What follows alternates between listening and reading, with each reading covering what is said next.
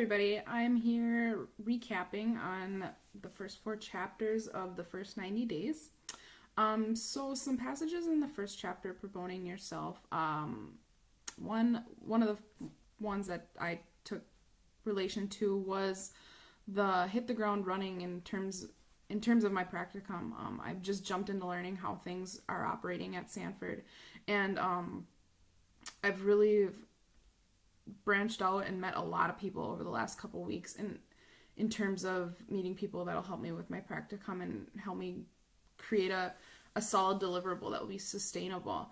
Some of the people that I've met at Sanford, one of them standing out is Connie Norman, and she is a American Indian community health worker in Bemidji, and she has a number of years of experience, not only with Sanford, but also with the American Indian Cancer Foundation that is run out of Minneapolis. She had spent some time working there, and I feel like she's going to be a great resource. I am just met her a couple days ago, so I'm still we're still figuring out what exactly I will be helping her with.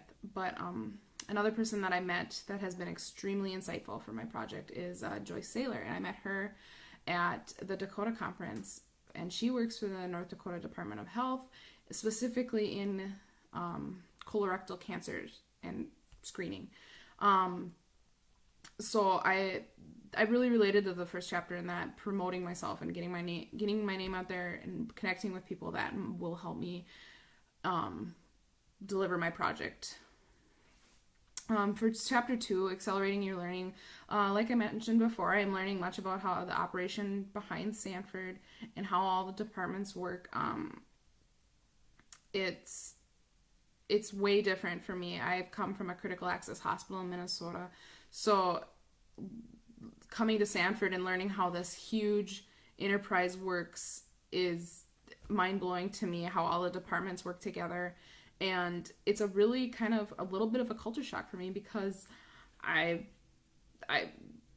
in critical access hospitals, everybody does a little bit of everything, and with the means that we have. And whereas Sanford, it's a great learning experience because you have all these departments working on different things, but yet they all figure out how to work together and make enterprisal changes. Which is really important for my project, because if I want to make a sustainable American Indian colorectal cancer screening project sustainable throughout the whole enterprise, I need to learn how all the departments work together.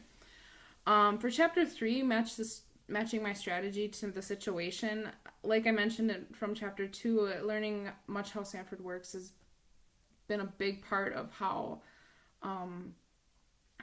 I'm going to deliver my project. And I've been doing a lot of determining how my end goals can align with Sanford.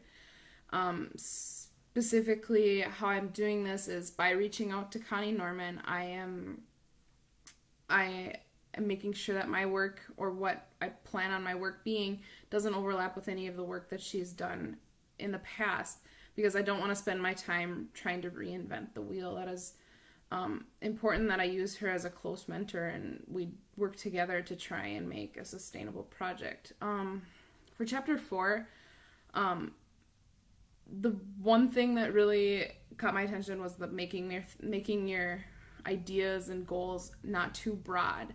I am guilty of this. I tend to bite off a little bit more than I can chew, and Joyce Saylor actually gave me, over our phone conference this past week, she said, make sure not to take off more than I can chew, because I only have 3 months and I need to have success within those 3 months. But also she said, the world is my oyster, and I need to take on this issue that we have in the American Indian community, take it on full charge.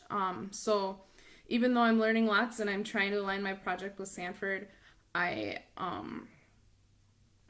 need to be sure that I don't lose track of my end goal and get sidetracked with something, spending my 3 months learning something that's not relevant to the project. It's really important that I try and focus on my end results. So with reading this book for the last 2 weeks, I was really kind of hesitant about reading it because I really didn't think it was going to apply. But once I got into it, I really realized that this book has got a wealth of information in it. And I'm really glad that we were reading it because I've learned so much and how so much of it can apply to my current work doing my practicum as far as networking and learning how to get your name out there, learning how to approach a community or a working culture and how to implement change within that, and not to be just this brute that comes in and changes everything on them, because after reading that, we all know that doesn't work so well, and it's just a little common sense. But so I plan to use this book throughout my career in life. Just to the basic principles it offers is just a good reminder of how to work with people, and so I'm really glad we're reading it. So I think I answered everything I need to do with this module 2 post.